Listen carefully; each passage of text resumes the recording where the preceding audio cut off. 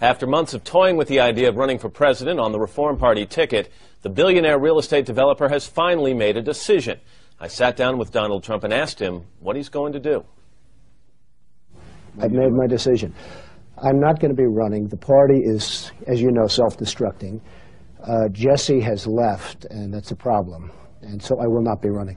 Not running for the nomination of the Reform Party, or not considering any run for the presidency this time around? Not considering a run.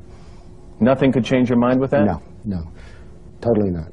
When you say the party is self-destructing, what do you see as the biggest problem with the Reform Party right now?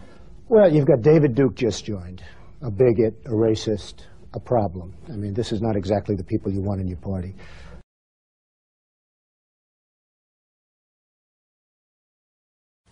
Greetings, this is Chris Dorsey, the Virginia Militia. We're going to make this video about Donald Trump and how he is 100% owned by Jewish interests, that he owes billions of dollars to, and he could never pay that off. So basically he just sold himself, his character, and his image to these Jewish bankers. And we're going to show some video from a CNN documentary about Donald Trump, and we're going to focus on a segment of this video in which Alan Pomerantz, who is a Jewish real estate lawyer representing banks that Donald Trump owed $4 billion to and $1 billion personally to. Now, he owed $3 billion through his businesses, and $1 billion he had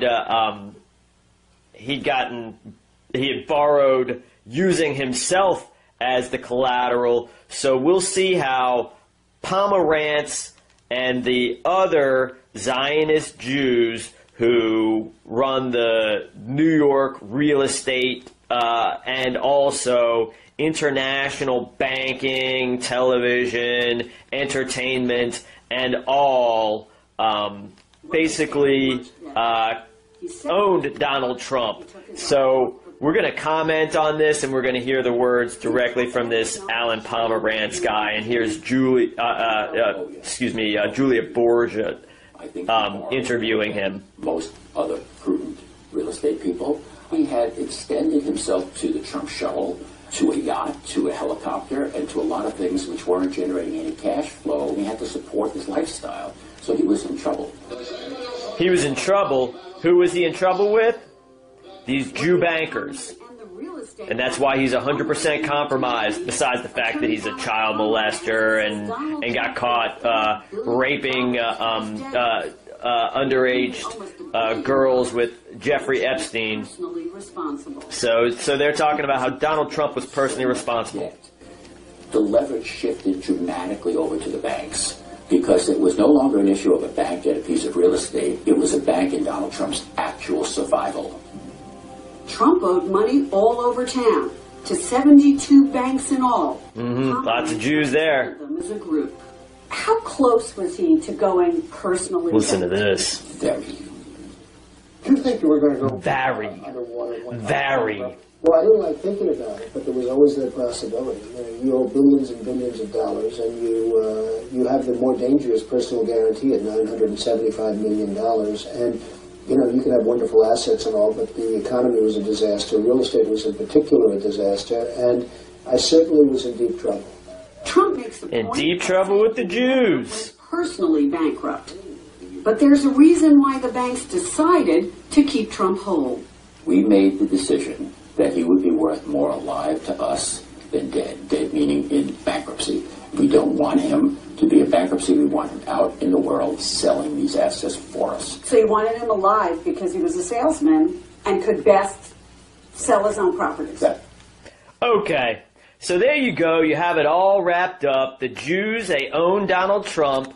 They had him by the short and curlies because he had overextended himself and he was working for them the whole time. His father was set up in business by Jews. He was set up in business by Jews. And when I mean Donald Trump, I mean was set up by Jews. And also his father, Fred Trump, was set up by Jews. And now when he got himself into trouble, when it was time for him to pay the piper, which is the Jews, they decided, he's worth more to us alive than dead. Hey, where does that sound familiar? Is that like the typical Jew, how they consider all of the goyim, that unless that they are making money for Jews, then they should be dead?